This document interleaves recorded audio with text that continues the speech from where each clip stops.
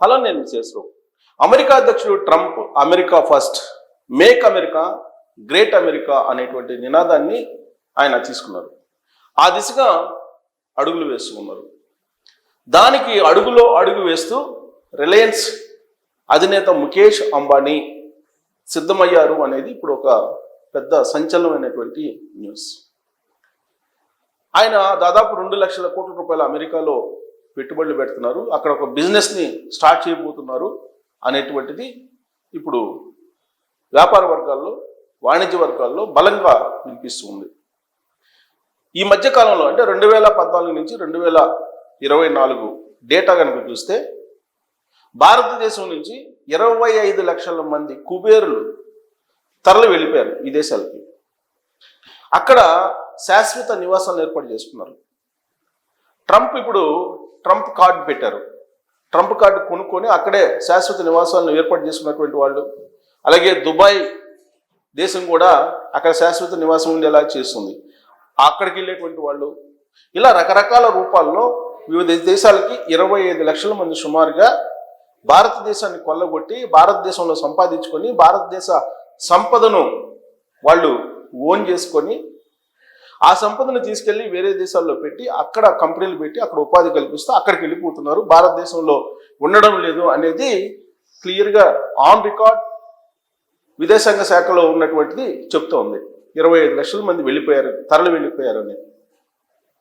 మరి ఇప్పుడు మనకి ఇండస్ట్రీస్లు అంటే వెంటనే గుర్తొచ్చేది అదానీ, అంబానీ. ఎందుకు వీళ్ళిద్దరు గుర్తొస్తూ ఉంటారు? ప్రపంచ కుబేరుల జాబితాలో వీళ్ళున్నారు.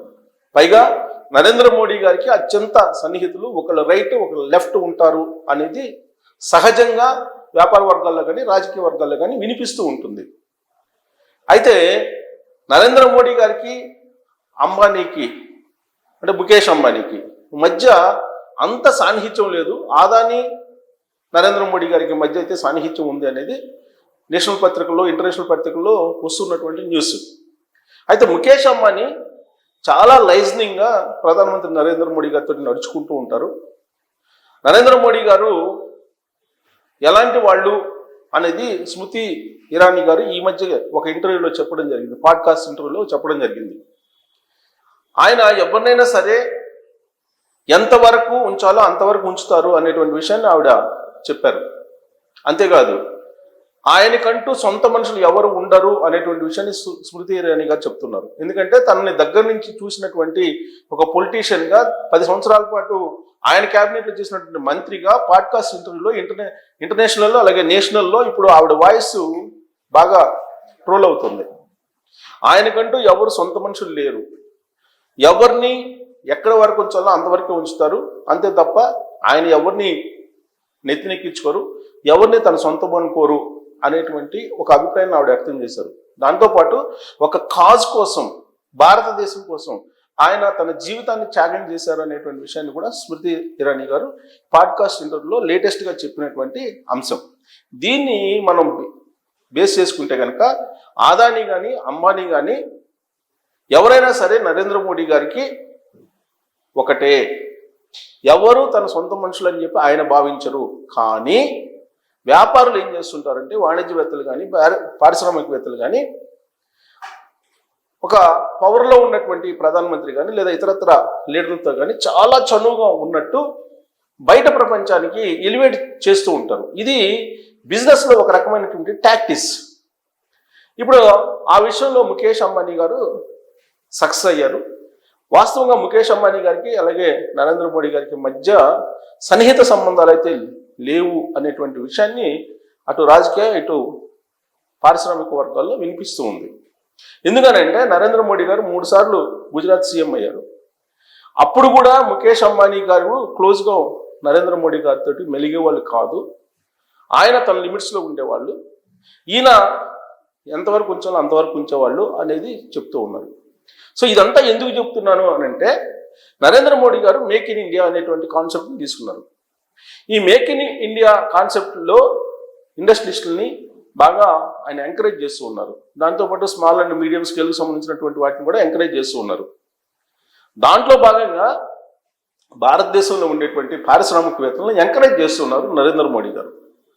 అయితే కీలకమైనటువంటి సమయంలో ప్రపంచవ్యాప్తంగా మారినటువంటి రాజకీయ పరిణామాలు, సామాజిక పరిణామాలు, వాణిజ్యపరమైనటువంటి పరిణామాలు ఇవన్నీ మారినటువంటి సమయంలో భారతదేశానికి అత్యంత సంపన్నులుగా ఉన్నటువంటి ముఖేష్ అంబానీ ఇప్పుడు భారతదేశం నుంచి అమెరికా వెళ్ళి పెట్టుబడులు పెడుతున్నారు అనేది ఒక న్యూస్ బయటకు వచ్చింది. అదే సమయంలో వంతారా ఇష్యూ కూడా బయటకు వచ్చింది. ఈ వంతారా గత నెలలో ఒక పిటిషన్ తోటి కోర్టుకు వెళ్ళింది. సుప్రీంకోర్టులో పిటిషన్ వేశారు దీని మీద, వంతారా మీద. ఏంటి వంతారా? జామ్నగర్లో ఉంటుంది వంతారా, గుజరాత్ జామ్నగర్లో. ఇది ప్రపంచవ్యాప్తంగా ఉండేటువంటి రకరకాల జంతువులు తీసుకొచ్చి అక్కడ ఉంచుతున్నారు. ఇది జంతువుల సంరక్షణ చట్టాలకు విరుద్ధము అనేటువంటి కోణంలో నుంచి ఒక పిటిషన్ వేయడం జరిగింది, ఒక అప్పీల్ వేయటం జరిగింది. దాని మీద సుప్రీంకోర్టు రియాక్ట్ అయ్యి ఒక కమిటీని వేసింది. మీరు నిర్ధారించండి వంతారాలో అసలు ఏం జరుగుతుంది. ప్రపంచవ్యాప్తంగా ఉండేటువంటి కొన్ని ఇన్నోవేటివ్గా అంటే అరుదుగా లభించేటువంటి ఏనుగుల్ని, ఇతర జంతువుల్ని, పక్షుల్ని తీసుకొస్తున్నారు అనేటువంటిది ఆ పిల్లో ఉన్నటువంటి సారాంశం. దాని మీద ఒక కమిటీని వేసి ఆ కమిటీని ఒక నివేదిక ఇవ్వమని చెప్పి సుప్రీంకోర్టు కొంతమందితోటి నిష్ణాతులతో కూడినటువంటి ఒక కమిటీని వేసి టైం పెట్టింది. టైం ప్రకారం వాళ్ళు సుప్రీంకోర్టుకి నివేదిక ఇచ్చారు. ఆ నివేదికను పరిశీలించినటువంటి సుప్రీంకోర్టు సోమవారం రోజు ఒక తీర్పు ఇచ్చింది. పిల్లో వేసినటువంటి దాని ప్రకారం వంతారాలో ఎలాంటి జంతు సంరక్షణ చట్టానికి వ్యతిరేకమైన కార్యక్రమాలు జరగడం లేదు, చట్ట ప్రకారమే అక్కడ అన్నీ జరుగుతూ ఉన్నాయి అని చెప్పి సుప్రీంకోర్టు ఆ నివేదికను బేస్ చేసుకుని ఒక తీర్పు ఇచ్చింది. సో దీంతో ముఖేష్ అంబానీ కుమారుడు అనంత్ అంబానీ వంతారా విషయంలో పూర్తి స్థాయిలో బయటపడినట్టు అయింది. ఇక ఈ వంతారా పిల్లు ఎప్పుడు పడింది? ఈయన అమెరికాలో పెట్టుబడులు పెట్టడానికి సిద్ధమైనప్పుడు పడింది. అందుకే ఈ పిల్లుని బీజేపీ పెద్దలే వేయించారు అనేటువంటిది ఇప్పుడు లేటెస్ట్గా ఢిల్లీలో సర్క్యులేట్ అవుతున్నటువంటి న్యూస్. పైగా ముఖేష్ అంబానీ గారికి అలాగే మోడీ గారికి సన్నిహిత సంబంధం లేదు. అనంత్ అంబానీ మ్యారేజ్ సందర్భంగా అనంత్ అంబానీ అలాగే రాధికా మర్చెంట్ మ్యారేజ్ జరిగింది. ఆ మ్యారేజ్కి నరేంద్ర మోడీ గారు కూడా వెళ్ళారు. వెళ్ళిన సందర్భంగా నరేంద్ర మోడీ గారు అయితే ఆయన గెస్ట్ ఎలా ఉండాలో అలానే ఉన్నారు, రాసుకొని పూసుకొని ఏమీ లేరు ముఖేష్ అంబానీ గారితో. కానీ ముఖేష్ అంబానీ మాత్రం రాసుకొని పూసుకొని నరేంద్ర మోడీ గారితో ఉన్నట్టుగా ఆ విజువల్స్ కనిపిస్తూ ఉన్నారు అనేది, ఆ విజువల్స్ని ఇప్పుడు సోషల్ మీడియాలో షేర్ చేస్తూ కొంతమంది కామెంట్లు చేస్తూ ఉన్నారు. అంటే ఇది బిజినెస్ టాక్టిక్స్ కింద తీసుకోవచ్చు. అయితే ఇప్పుడు ఆయన అమెరికా వెళ్ళి పెట్టుబడులు పెట్టడానికి ప్రయత్నం చేస్తున్నారు. అందులో భాగంగానే ఈ వంతారా ఇష్యూ వచ్చింది అనేది ఒక లాజిక్ ఇప్పుడు ఢిల్లీ వర్గాల నుంచి బయటకు వచ్చింది. మరి దానికి దీనికి సంబంధం ఉందా? అంటే అమెరికాలో పెట్టుబడులు పెట్టడానికి ముఖేష్ అంబానీ వెళ్తుంటే ఆపడానికి నరేంద్ర మోడీ గారు ప్రయత్నిస్తున్నారా? యాక్చువల్గా ఎలన్ మస్క్ తన ఇండస్ట్రీని ఎక్స్పాండ్ చేయడానికి భారత్లో పెట్టడానికి టెస్లాని ప్రయత్నిస్తున్నటువంటి క్రమంలో అమెరికా అధ్యక్షుడు ట్రంప్ అడ్డుకున్నారు, వద్దని.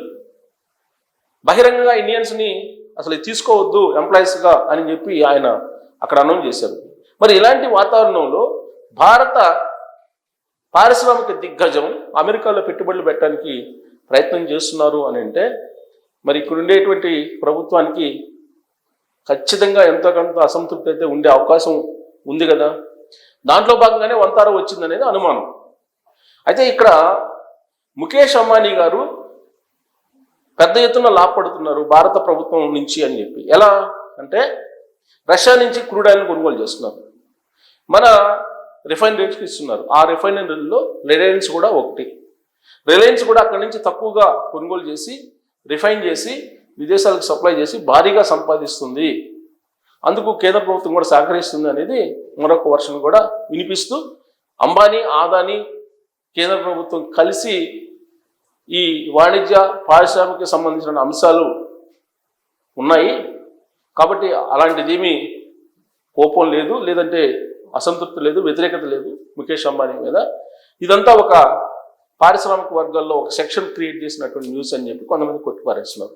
మరి దీంట్లో నిజం మీకు కానీ తెలిసి ఉంటే ట్రోల్స్ రూపంలో తెలియజేయచ్చు. Thank you.